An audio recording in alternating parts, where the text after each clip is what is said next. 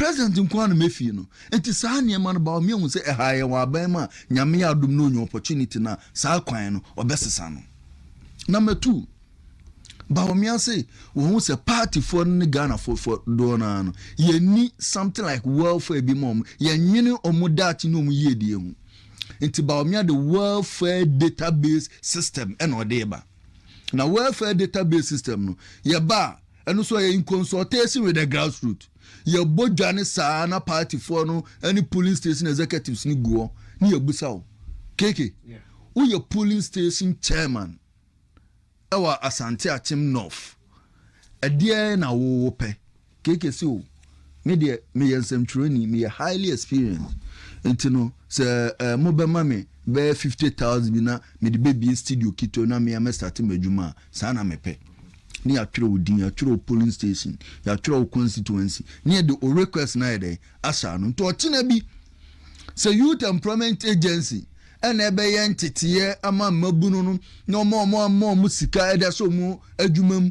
na se ye hwe na keke o request ne ya under ho a eno an se ya ede ya fro ne de offer ntetiam ne di scanner mam keke by the end of the 4 years no now regional executives, national executives, polling station executives ene Ghana for do na obi a request or de to abanenim by the end of the 4 years no obi answer aka ebia keke wo de obeso o me de manyini me ye madwuma me wo misika nemo me mrantie mienu awie university a omso do mbeso mo ko military na ya twere wodi na de mrantie mienu no request na de aso ye security agents recruitment na hwe na mrantie no mo qualifier ombedu akra ne form by the end of the 4 years no na was why dey wenya wo de e basa na keke se oye party ni na se okoye campaigner anya mi senior Martin na meba be boto boy ebe frost yenkode yenkoye campaign wo nim de wanya afira abanim entimi maduru ompeso anu so no na wo wase wo boot wa ye ready dada for the campaign if just wanya hwea ukokura na babia ukoye campaign zo o platform kromba wo de be no me ma wa be ka je zenza ngoto aba basa wo wanya bibia na area hofo kromofo no se o ma no makosojo ma ba o mo ayefe wanya sika wa bie wadwuma ma omu wogidie wo mu a okasa kire mo mbede omu beti na yera Bawumia se de twato no o se na wo koye campaign no enipa na wo kofie ni makoye campaign no so be ka kire o se ede be na me menya ensa wo ma me enu ko military na me de be na menya Bawumia se or the constituency based budget eneba we share over the years from JJ time since the 4th Republic ebesi na president bi a wabebi oyi ni ministers eating crime omun consult bi abetan so my omun budget awie near the budget in the parliament approve a minister no me no wo kasain atweman ponu on si oda so no be kire ekwan a ye be ye wo atweman ponu a me ba what you say na ekwan bi e wo Kumase ha me hu bi a keke me butumi fu. There are some rules e wa hanuma me hu pe na me buofu ko keke ye kwan ma fa so da kwan na enye hwe ye da soli ade tinye ne san de asphalt asan bi guso me no ka say na santasefo omu su se omu kwan asai ye nye omu kwan anka sa asphalt no ebetum da kwa santasefo de nso na bebia ye hia kwan ne de abeguso enti ono no ohia kwan no abaye kwan ma no enti nya de obeto abana ma wo ana baby omo so omu hia kwan no ono so wanye ne kwan ama nto ono so ontoma wo enti the constituency based budget ne ba minister ne ba eno also aka kile MPs no mama obi a 20 kilometers enti MP ne ba no kroma no abebodwa polling station for ne kroma ni nyina moto minister for road and highway ama 20 kilometers of road hemfa ne yemfanko the constituency for better so Adwisu zongo de omu hia kwan nti ne yemfa bi nko ho what you say nemom domi abrade omu be hia 1 kilometer of road na ya twero nti ye be ye ne saa ne de ko nti budget ne beba no ne ya approve say obia enya no so ne de at the end of the 4 years no areas anu mu hia kwan no bonso na obia ansaka constituency based budget Bawumia de ba no na keke yenhwe ne yemeye na Mr. D the trend in the 4th Republic now me who say 2008 Nana Addo Dankwa Akufo-Addo se keke obeka ni famous poster bi about bontia na wo muna nanim na wo sum na no anu ayi se no Ghana for no hwero say akoya adwembo ni be about me antu ya ba ma nti saa time no Ghana ni bi okoto ba bia ro hwehwe ba bia asundu ewura no ewo okoya na ejata asundu ehi no odi kosi so etlo say saa time no Ghana for no to aba ma obi a no obre no ho asuntu omto ma President Mills. What I say? Yeah. President Kufuor eba ne second term Ghana for say Bema tintin kesia obre no ho ase. The gentle Jack ama pa ba no ne ma me ton board e. Ehwa no mukoto ma President John Ajekum Kufuor. What I say? 2012 the famous all die be die keke kusi yesen. Ghana for no no so all die be die de ne papa ye mane ba ya so be yesinti ento ma no. Na mukoto ma John Dramani Mahama. Yeah. What I say? John Mahama ba no be messy up arrogance. Ahomasuo ba ni mu. I don't know say yenti obia. Ma yo danfu no. Na Ghana for ne say wa ahomasuo ni. Ene wo be kofie. Ghana for no koye no. Eho na Nana Addo Dankwa Akufo-Addo me ko CCC. Cavalry Charismatic Center Ija Tech Police Station neto. Nana Addo ba ma sorry. And I say Ghana for me pamacho mo nso me hwe. Na Ghana for say ahun brasie nie papa yi bre no ho ase papa yi pa ya to say ye nso ne nhwe ene ye be so na hwe na Ghana fo hu say Nana Addo Dankwa Akufo-Addo na ho brasie a ode konsori a all ka say me pamacho mo nso me hwe no ye be so na hwe ampa ene mo to aba ma Nana Addo Dankwa Akufo-Addo enti NDC for no hu sa strategy we enti ahead of 2024 elections no the first person about bontin be kasaye na need up Vanderpool. Oba Bontin was the President Mahama is a changed man. I said John Mahama was a son or Brennan was a son. And I started say talk Ghana for the team. Until John Mahama be general platform so no and whom mobile when you communicate and start say akwano yare. And so akwano no but no yare no oteke Ghana for. No ye no whom mobile Ghana for say akwe wa Brennan once and yenye day yan two man. And Ghana and Ghana for ko trouble Ghana for.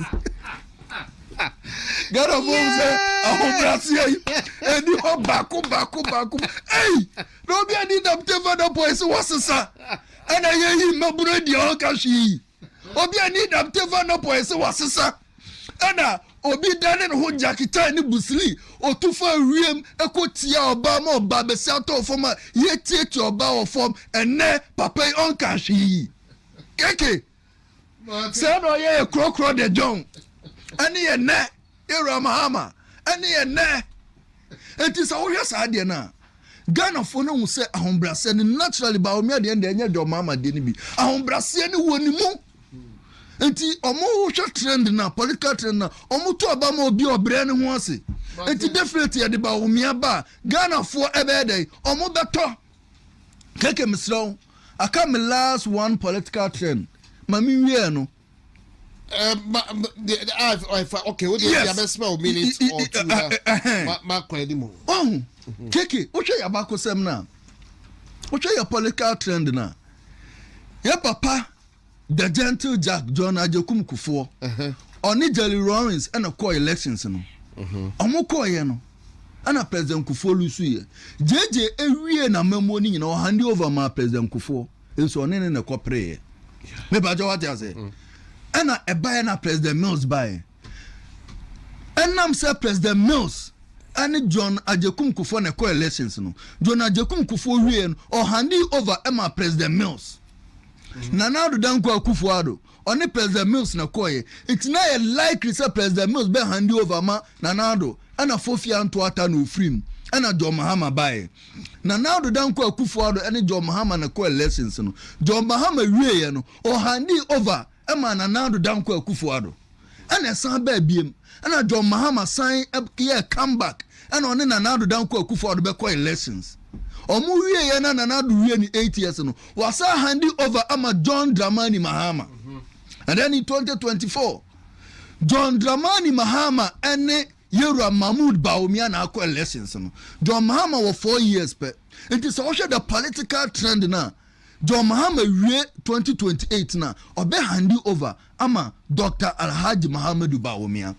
Nti wo hwe political term na enfeli da na nye ye brain so na eba be feliti MPP delegates yesremo accommodate na manzi no ma diani ye baye no NDC ni ba ko kura no ye yi na di fra adwumam nti NDC for no mo didi ena ye mabunu no ye yi obi adi na keke omo hwe no mo yi wadi na enye ya no ma transfer ko kungurugu yoyo enya wa na obesake wo na be yi wadi enti mafia na ekoso ye hia agenkwa no na agenkwa no ani yewura Alhaji Mahmoud Bawumia yesre delegates meda say again kabe unim kabe be ka gidi ombo ako Senior Martin Abiyaw and so a member of the NPP communications team aspiring to be the Ashanti Regional Youth Organizer. It is Senior Martin Abiyaw also now telling concerning Dr. Muhammadu Bawumia bid say obetu franka diama NPP na ye can say no na ye be koswani asre advice e betwa to we have only one party ye party ye NPP enti edu ba bia abeti ase yes youthful exuberance ma hu say a whole lot of a trend concerning media kwasikwate yeah na normally I don't do this but say party no ebe call down in the mad there. Yabeko swadi tufu. Because binia kwasikwate. Now ye education PRO. Na ebia se utterances bibeba. Na just webe describe the last administration as a deceptive deceit. Na ba kwa o use ayede period of economic lies and failures. Ne. No. Kwasikwate. You belong to the NPP. Oh, yeah, na na mafo mo brof bi all the moka reprobate and why bait no near you. You belong to the NPP. And to be the mesre. Na won say ensama no na trend wo social. Yen use time ni bi. Na yemfa enka NDC. Niemo mo the 10 months. Yebaka ye party mu asema. Na che say be project or candidate. Said ye Martin any baby this year kwaku no why yanko ka obi a ho asem ba say bia wo so ye party ba na me kan wo kra wo de wanya appointment e wo party no na kotena platform bi so na party na wo prese bia wa wo di pa wo company man be ba be ye flag bearer na fe obetena party kloduma a party no aba foma ochina nyame ya adom Nempo ebia Canada Japan and our support no bedi party denima and some waka edi ato abonten and one on mebo achire say a period of economic lies near bia you use some words bia or chinen this for no say empo Canada Japan wudi nachi and obeba bedi party denima or china playback no one betete now ko kawasem what ha party ni nyina so let's be circumspect. Oh, na you're guided about some of the utterances. And we here pa a few months be and weeks be left. Not just a primary year quadro. And some of the few weeks okay. And ye de babe grande part no down. Debbie, ochina o kwaku yen ya obebre. Ya to ajumadi no so na Kunedus live band me pacho band we the Friday.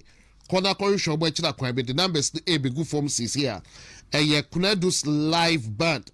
Me pacho bushay ho enomo ewo na a band wedding ceremony. Bia just a naming ceremony be a year be na befie a birthday party be live concert be na opa. And one is so Kunedus live band we na just a what tia kakra.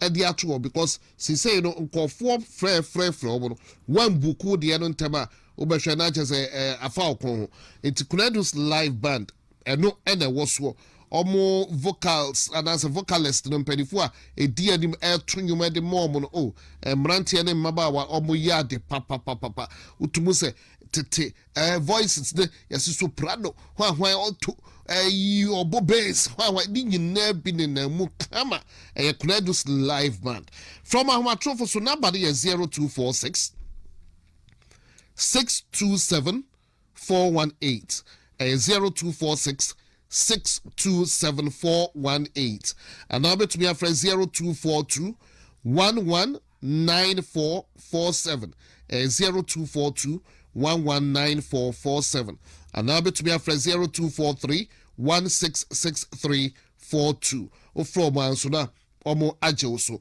me ba cho gasto mixture Benzoplex mixture and a Prostaplex mixture gasto mixture a stomach ulcer edro wunumu bia now was stomach ulcer what or precope edro way a habai no bunane near ma with the year drone oh ye were drone your friend gasto mixture for stomach ulcer now I feel your bower feature cup now to musa wo bread menstrual or painful menstruation na fe be a menstrual disorder unya Benzoplex mixture uni problem bia afe Prostaplex mixture eno eye memedru prostate enlargement o Johnson 10 minua bema right after 35 na wo swap Prostaplex mixture ni bi esi table so na wo nom kakrakra ana se wo sa ha ni bi adum bi emame fra homa trofo so na bade 0248 77 8899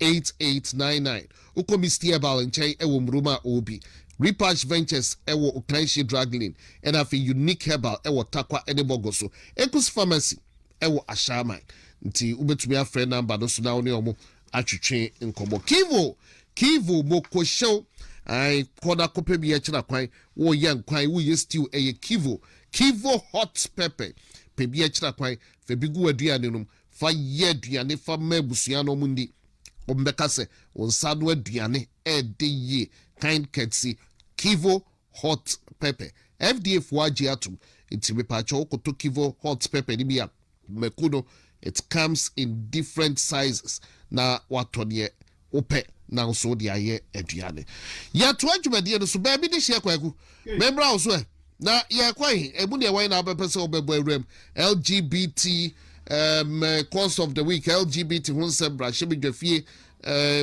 say platform also kwa the other minim say health won nam ho kakra say platform ya NHIC NDC by obo agu na man kama ye ko hospital so a enka Dr. Bawumia eba yi bibia digitalization wa ben networking ye makama ama sise nka brochire dugana wo call ye nya fe na wo file wen na hwan kotre betre nka no hospital bia bekobia ye boy ya oniema na egusui NDC fo ba ya omu egu no omu beka ni ye ntia chesa ade no ye platform the LHMIS platform no no kra no chese adwuma ye de mo na nke so boy network 950 companies or hospitals or man ye na omokoye 450 na hwan fa hakosia itu omu guno ade no kra nye Ghanaian owned company ye data no na America se o man ka America mo se amanone ye data no kra nye fet chese nsam hunran ade nso nsam o mo kai ye nya experts omo no omo aya bef afidie ho adwuma omo bo NDC kokose honorable Kwabena Minta Akando niema na wo kan oboa ade kura bonya humodie ya no ubegu ade we nyina na saa de ye adwuma no mahu aye secure make say IT expert bi obi sase NDC fo ni IT fo e wo mo entemana na Kwabena Minta Akando e be gira platform so e na o kan ye oni but maybe this year kwaku pick ni enko yedim okay me da say you see say atie for beti yenkoma ye difa LEMS sa na friend no LEMS system light wave bibi me pay full name no dia mam omo beti ase a sa system na NPP government e ba ya watimi introduce a ene o ko hospital a ye musa ho say o card o food and po we no ye beti asa ma memfa yenko achi kakra gone were the days say oko hospital say oko pe ayarehwa wokɔ agye sɛ wayi wo card ɛde akyerɛ na abranteɛ bi te counter ne inside wagye card no na wanante akɔ wura dan bi mu a books nkoa na ahyɛ mu ma ɛgoso waka ba sɛ mo hey false pa ne ya choko no adeɛ mu na kyɛ sɛ yɛyi no one ye deɛ ba bɛsi ko books nkoa na ahyɛ saa dan ne mu ma na wonkɔ ne atwerɛ 1996 1997 1990 me yɛ adwuma wɔ hospital enti minim deɛ meka paa I have served 10 years ɛwɔ St. John of God Hospital dua ya nkwanta ansa na meje transfer de abakumase books nkoa na gudan ne mu na wokɔ ade nkurawe de ayira ya misfile no ya ka misfile na ebia enipa asomasi ni day one na ode ba hospital no was 2024 and 2023 and 2020 to sad day one 2020 say January 1st and now buy into sad day no is your day ye record file e wo hospital into ye ko file a o se e ko hwehwe 2020 ni ahwehwe January ni e de wakọ akọhye January 1 January 2 sao na yakọhwehwe o folder ye wia ya ba be pass you through wakọ akọye your friend say vitals check and san wakọ akọwura consulting room na doctor church de obetwotwo bia wo saa book ni mu ye de akọ pharmacy so also akọye lab wakọ akọye lab ye de afọ me se toda ebetumi afa system ni mu a aduru se wo kwa akọje aduro no yes wo folder no ye nhunu. I am a witness to some of these things. My Yejuma hospital I checked for about 14 years now. Into minim de making.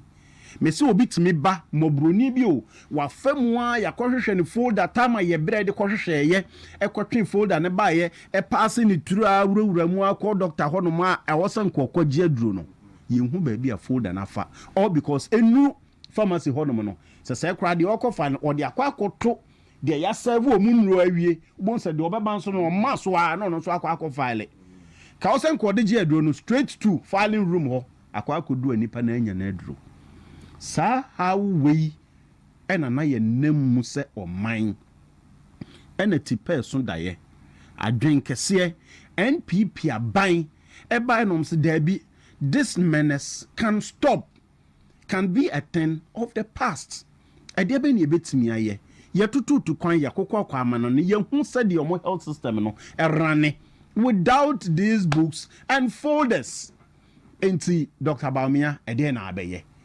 ena omo bring ideas together and yenya the LEMS system wa ene sa woko hospital you just give your card ni a check sa wo insurance number no eye active senya active a ni aka cho mami wo card ni nya active o pese e hwe without insurance o so da bi bon renew mami ni a renew no wo hwa at that particular time na pa na ya pass you through you just enter the room and na kra obi ba no are confused or hospital ho na mpacho mama me card bia zedabi o de ko doctor no horom o ko doctor o mo se me mra se ama me udi wa ha enti wo ye bibia wie kra na e ka chen so nko genu no are confused eh e de be na abai sa hu hari wei nimdie wei na NPP aban etime hye ya ama ene ye health delivery system no e ko nanim.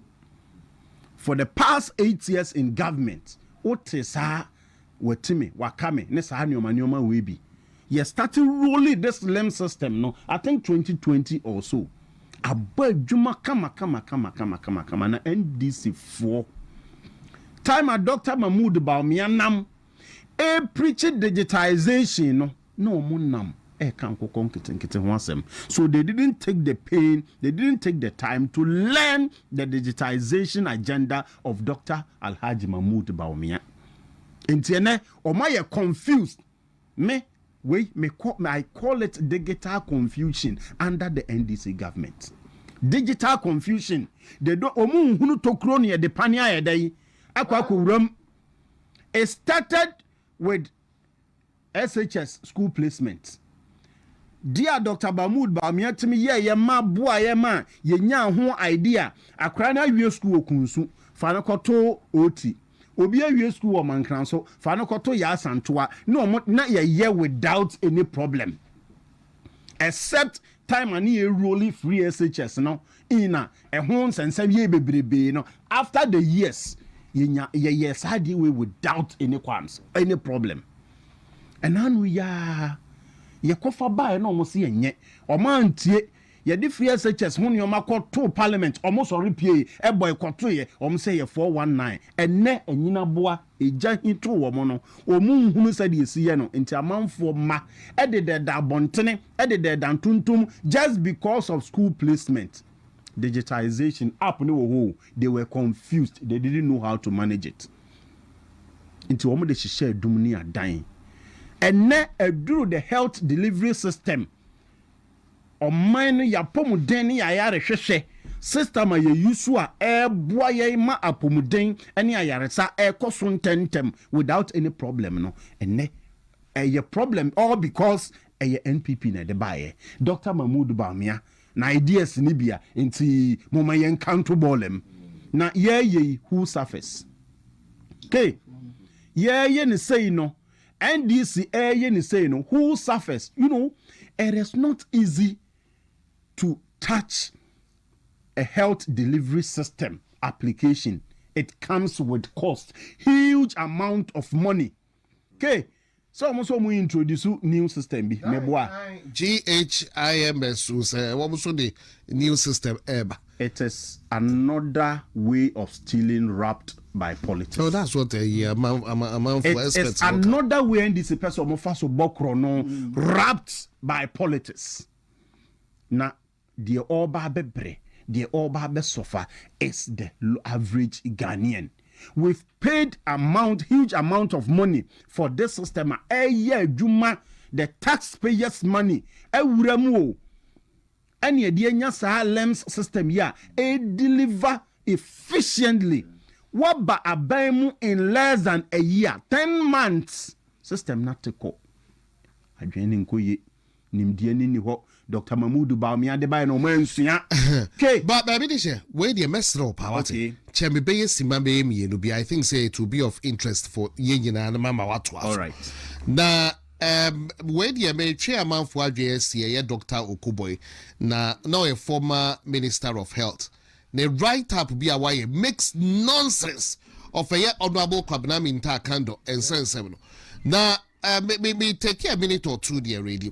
Also, the LHIMS controversy, yes. A case of giving the dog a bad name, and on the background of the National E-Health Project, Naba, or call the Facebook wall, Edaho. Also, the National E-Health Project, designed to digitize and network all government health facilities, began in 2016. Also, be sending some Fumbi and I said, shall say 2015. Now, sometimes I just don't want to pay attention. Began in 2016 with phase 1 implemented across 25 facilities in the central region. This followed a contract between the Ministry of Health, that's MOH, and Lightwave E-Healthcare Solutions Limited, signed on 1st April 2016.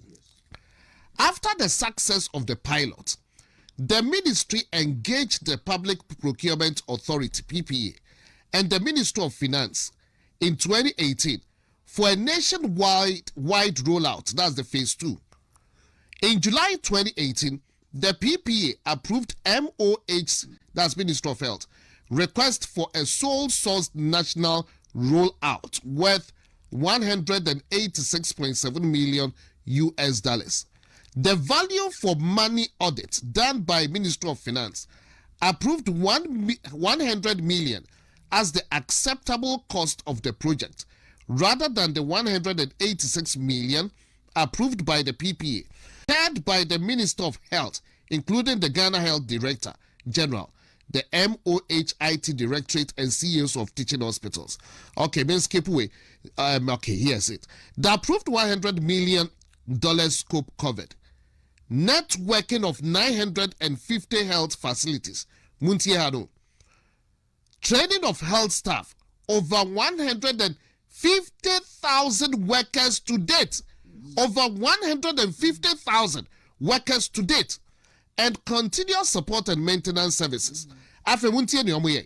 To date, Lightwave has digitized 4 teaching hospitals, 6 regional hospitals, 243 district municipal hospitals, 2 psychiatric hospitals, 49 polyclinics, and 157 health centers.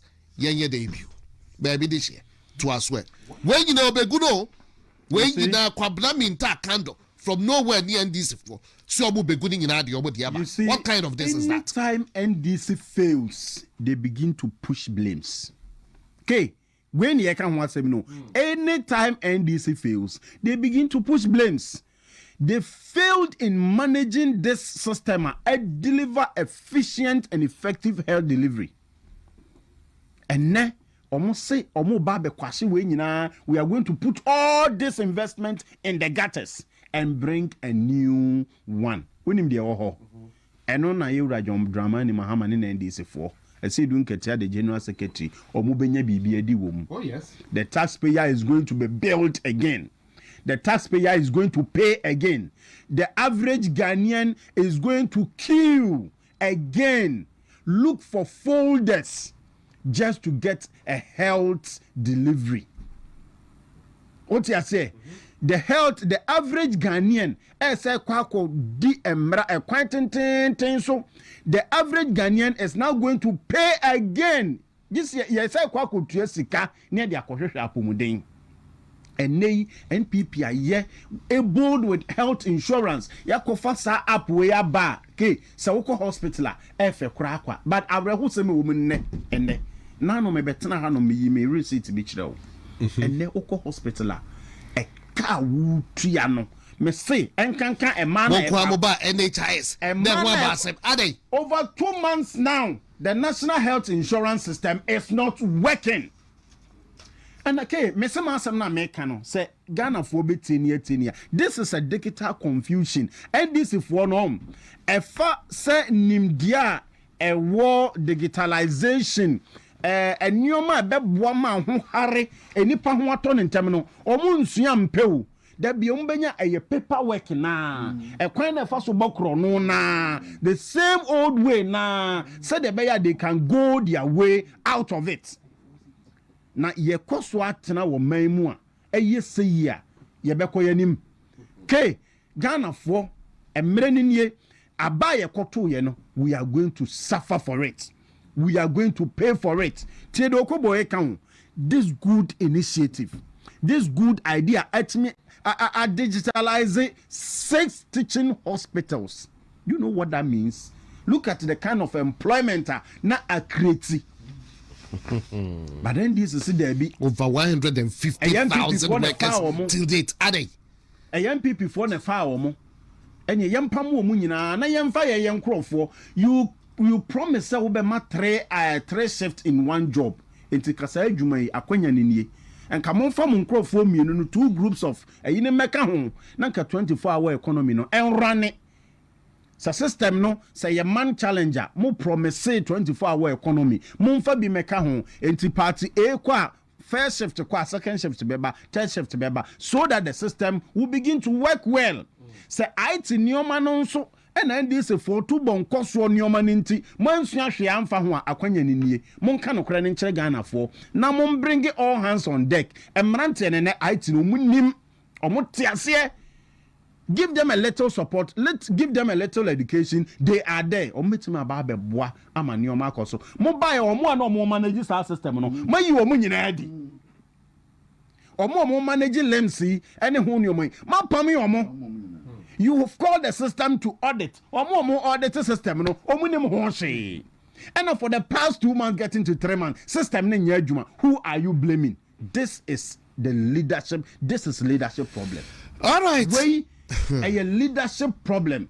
Na Ghana for mo aswansa and the man who say John Dramani Mahama ni NDC na omo ye omo krokro de John e de baye no e same old John Dramani Mahama na ye nim no no John Mahama dada no a bibi ansesa ye hwe Ghana ka ya bo be bia ye this system we aduru e wa yarehwe any apomdin emu nsensemu NDC for se derby ye yi mu nyina amodi ye to system we atwene Ghana for get ready go and pay for another system ye NDC for ye dey ba eho na John Dramani Mahama benyane sika with NHIS they know there's a here wow corner oh yes enti NDC any nsensemu no it's so painful say ye Ghana for timamufu ye ne say ba bebrebio emre na du say wo ko hospital aboa ho ne fasika emre na du say wonye ready say obetu esika de atena fie newu recently about 3 weeks ago I paid close to 5,000 just for cesarean session. Close to. You get it? Enti sene nipa ye the health insurance buy na omukwa free of charge. System netimia say in just 10 months in government.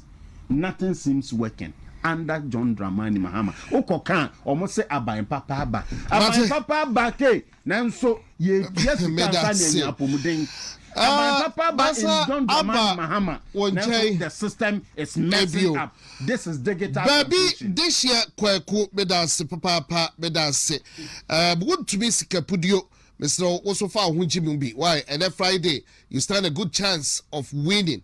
I mean, lots and lots and lots of money. Your friend the cash, I sika jet. No other say over phone. Phone dial it *426*20#. *426*20#. Or dial it *426*20#. I don't know. Oh, sika. Would di a year and answer follow prompt now. Baby, I don't back and then Friday, one shot 5 billion. TT sika 5 billion. And a begu phone so. And then number 4, we're talking about 500,000. 500,000. 100,000 have 5. Hey, you're right there. Basically, we na patch open the way into Mr. A *426*20#. NLA. What's it? Chris, I know birthday in many. But is here there. Oh, but so too good. It's a too good so. Anyway, a NLA approved lottery platform on Caritas. We are in fear to watch here pacho menkoso. Menkonko yebi. It's *426*20#. Martin, you. And then me person me call details into the issue. Okay. Na Ghana for yedi ya huhu amopa. Yedi ya huhu amopa. Na enye statement ya already ya. Naka me feel say GRA ne Youth Employment Agency ne Ghana Maritime Authority ne sa na mka say those public institutions no kwa ye nkofo. But this is a private company owned by a Ghanaian person. Or no quantity training. How many pa over 1,500 bosumi omuye juma bosumi obi ansa kona no. Na yera can no say because of an incompetence and in a personal interest in tea or per se on ne Ghanaian company enya a party ways na inti amrantie we nyina juma bawon. Na a political strategies and a baby this a kind. And your mammy and son boom number 1. No coffee yao. Yes. No coffee yao. Or move track contract nim dia many powerful from no major mo percentage. No major mo percentage. This is a clear case of create, loot and share na judge in a kayana. Or me or Wyoming case. A bian and echoes you. A bian and echoes, and you think a bian and echoes. What I say? We no free wa. Share. Okasa wukwa send details and number 2. KK. Company a Ghanaian based company. Yamane Juma. A Jumano, waya na asa wanye, waya Jumano. Meno okase, oshe okobo statement or to me deliver over 80% of their mandate. Yeah. Aka 20% pay. Na oma digitalize hospitals or Ghana nyina. No me we adwuma nyina. Adena minister on support omo we adwuma no. Ye kuwie ma also ba be yode. Na me de ye me ya ne say anope na metie Okoboy or one of the radio stations. And this is for you wicked. Keke, and this is for you nipa body for. Omuka so mu bedi wo na magane ni bianje ndis ni ndida. Ene ama mehu se MPP form panyifo a yapɛ kwan bi so ne yɛde kretase sɛ ato omutiri so a yɛte che omutum nyinaa no enye no kure oh agenda ana omo pɛ so omo harass omo na keke asɛbwe yɛ no kura hwɛ me bɛbɛde for contract me ne baabi dis yɛ ɛne aba keke o sɛ bɛpɛ contract ɛne yɛhwehwɛ nkrata me de na ɛyɛ misika sɛm yɛ ɛne yɛde contract na ma me na me yɛ adwuma mi go so me account adwuma no na de bia ba bi di se ba o no be wo ma se o yi no fa adwuma ne ma me o yi senior mate fa adwuma consistently de bia sa Ghana management system as den de bia o mo ko ministry o se yenje adwuma no mo no sa na adwuma e dia ma obi a o ya kakakra na o wi se na o se yenje ma na minta aka no o ba ya wakofa sa nkofo no as auditors so omo me audit light wave fuyi anybody sembeni obi onu ye ne rival onu no ne be pre contract no onya contract no wie kro na nkomo tena so kra fine consistently omo bompa ye wo wase emeki so se ye nje adwuma ne ma omo na wo ba ya onu no rival no akofo so omo meye auditor na keke sabi eniema papa be no mo be twera fa me ho enipa over 1,000 for afie be yoma they don't care because of more interest 80% of the contract were executed but they don't care because of more interest na yanko asem no mu biem me si okay so wa ma me rival abe o de timi krana o de ma me copy of the report na me prepare answer na maba meeting so minister is da our friend Kofi so mumra meeting say ye beku omo say agenda be na ohu say yes yenka ye mo copy of the report no mo ni omo lawyers entenance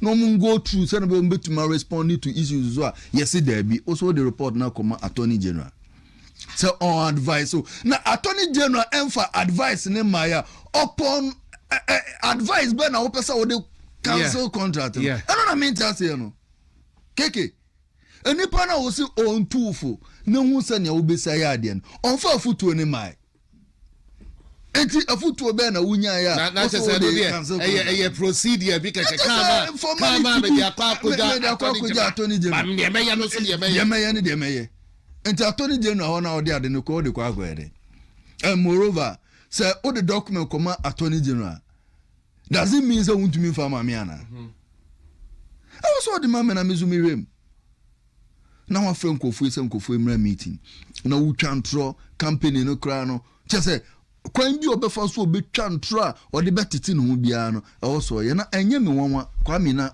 minta aka no ono na call vetibu sanse ne working experience there also ndo e dani ho prefect ana ukofa dani ho prefect say o ma minister for health keke ade na abezo hu square peg in a round hole ade na wo pese wote dani ho prefect etu wo hwe niema o ye nyina incompetence incompetence utumi jina simpie so e ka chele Ghana ni ba say you can go to hell minister na senior mate member na radio so ade na wozemeka na say me sinkofo kwase na abo anyina ba yetete me mitumi jina radio so na TV so en asem enye say me ordinary person minister of state na makachiro bi say you can go to hell o ka che light wave so they can go to me no ka say keke over 25,000 Ghanaians database our light wave for you 25,000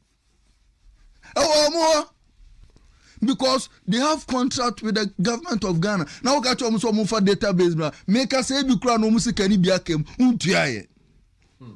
untuaye na Ghana for anasa mamika ni say NDC for omunsuya de keke de enter make us omunsuya de say President Mills time and John Dramani Mahama part 1 the number of judgment debts ebe say omukom na nyasem ketwa over Bonnie any contracts omu twetwa mu ni niam bone on be ye wa ba mu no judgment debts e buy and na nye easy na ye hwe baby Kwame na Mika Akando the Ministry of Health ukoya enye me won se enche bia no nana ewia asem no na se omo de se enis for the nimzo omo no omo se da mu ade sa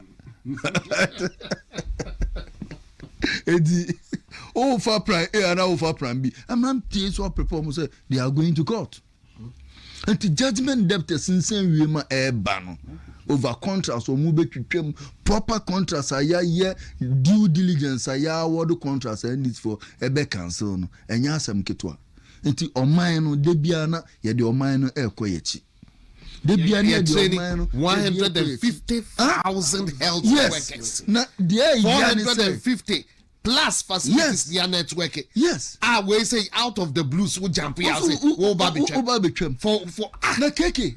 Yes, anyway. A clear case of financial loss because all the contract no come any pa foforo afa no so be recruitment aboka training ko foforo o man sika because omo oji adwuma na mo no omo ye lightweight for no rivals and there is no way say a man tie na lightweight for no omo ye adwuma no over 1,500 for number 4 madwuma mu da ANDC full soldiers no mokofa omo na no kwa 1,500 150,000 sana okoboy actually 150,000 were health workers. This is not easy. 150,000 health. Omo tini Ghana ha nyina digitalize yayi na Jesus Christ.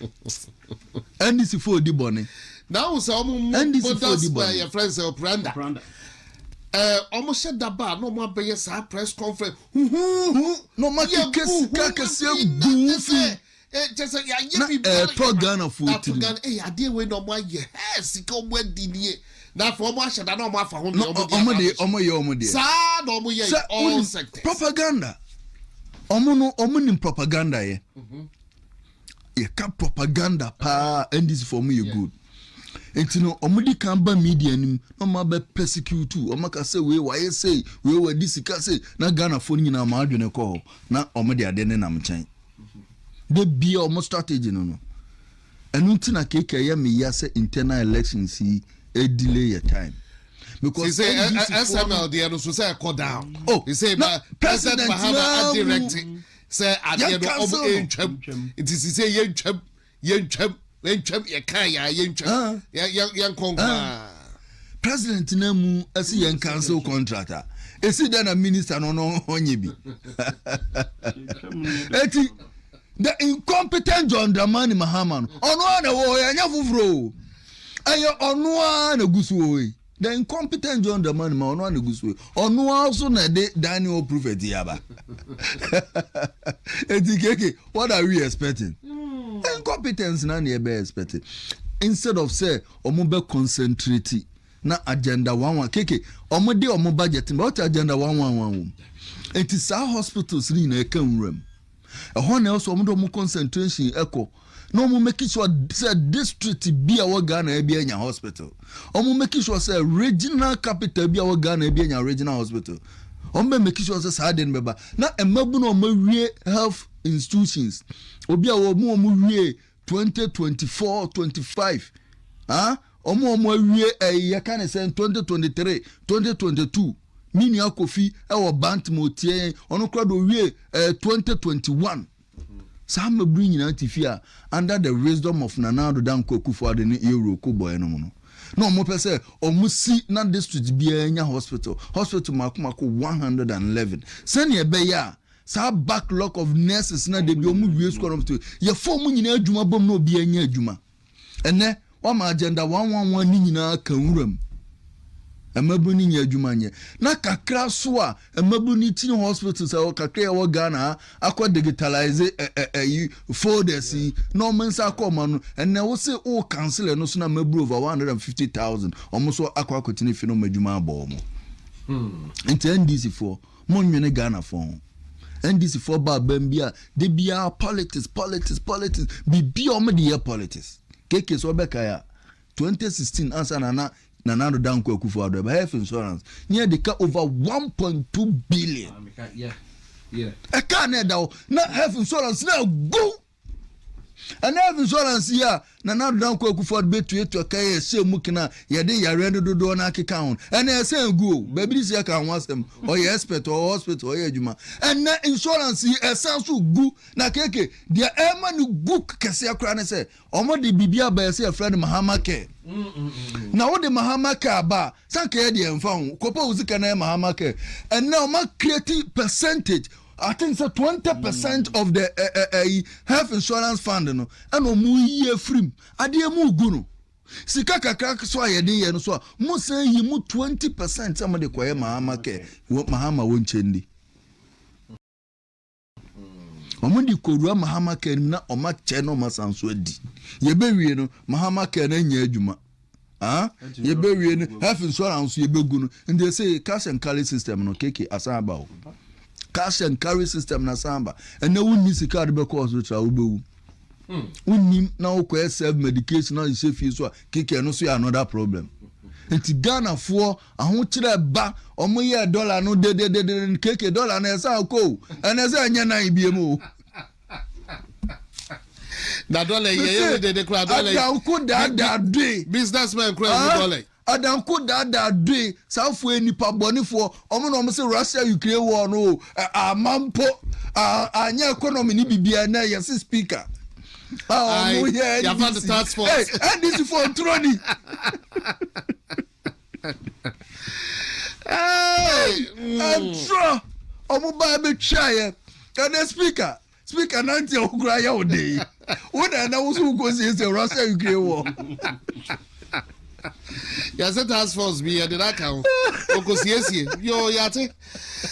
Yo ya koya the Kitima Herbal Center Misro ko na kopene chira kwan me pacho Kumasi ade a Kitima Herbal Center owe sepase gaw eye nkawe kwan no so oduma sepase gaw eho na Kitima Herbal Center na so ye ewo na Kitima Herbal Center open chira kwan no the specialization baby or ye juma pa eye enamu yare say bia enamu yare body bia no wo de kopie na so ye hoduma obeti the te ediama last times ote send ye all can empu HIV and AIDS crowd de call ma or we bibidra or de bekawa ohu ebeto intipene chira kwan afen so e bia chese eye liver mun sensem kidney mun sensem e bia wani ena ehwa tochiwa na se wani eyefra ukuhuna obeboa ema bibia ye kama na nsan wo hodo na ye osa Johnson tentem na se Johnson tentem utumu se mpo tedie utumu se emu ehihye ne ho kro de ba eye vaginal discharge oba wahimfi hodo no oha wo hodo ma ko na kohu no ni nyina no obeboa o powder bi wo hode edro wo hodo ma ode be ma na wanom wabon say yes we huri esikinken na chese wo ye wadwuma frana ho atrofo so number dey 0246 914 717 0246 914 717 into Kitima Herbal Center. Yes, here nije abefie tatahwenkwa Exodus Moringa any dandelion capsules so no kona kope bi akira kwan wodim say edono diabetes and hypertension edro Exodus Moringa and dandelion capsules containers mienu baako ye moringa baako dandelion capsules etunya ni mienu eboma diabetes mojabroso yare ni nyina no ano ebe brase ama wonso ho ato ukọ herbal shop biemu ana pharmacy biemu a woso pe Exodus Moringa and afi dandelion capsules no ebebo papa fra homa trofo so number dey 0537 456665 0537 456665 and now between our friend 0544 447 033 enche ye sorry jumedie no so na happy birthday to you ajwa chrewa esiedu happy birthday to you na we a student ewo kiti eye kwabre kenyas eho ɛna wo nana kwame ɛmfa mfoni no ɛnto so ɛmame na wei efiri ɛyɛ wo nua penny EKK Charities ɛyɛ Dr. Evans Quaff ne nua kuma ɛyɛ adwoa Chiriwa Esiedu a ɔyɛ student ɛwɔ KNUST kwabre Kenya se ɛhɔ ɛna adwoa Chiriwa Esiedu ɛwɔ nti from ɛyɛ EKK Charities ɛyɛ Dr. Evans Quaff wishing you a happy birthday ene na going into the weekend no make a EKK Charities what we say adverts no a rolling dada na yame ya adoma 10th to a year 16th November 10th to 16th November a year empire 1 week of a year prayer 1 week of prayer and no a year EKK Charities and I say Evans Quaff and a dear nimwa just a year non-denominational a year prayer yɛnyina yɛ bɔ mpaeɛ ɛno a wohwɛ agya ɛtotɔtɔ ɛdɛ kwapɔn nurse na yi so mete sɛ agya bi atɔ hɔ nom a no kwa deɛ me so ɔmotumi sɔ ano ɛno a China City deɛ condemn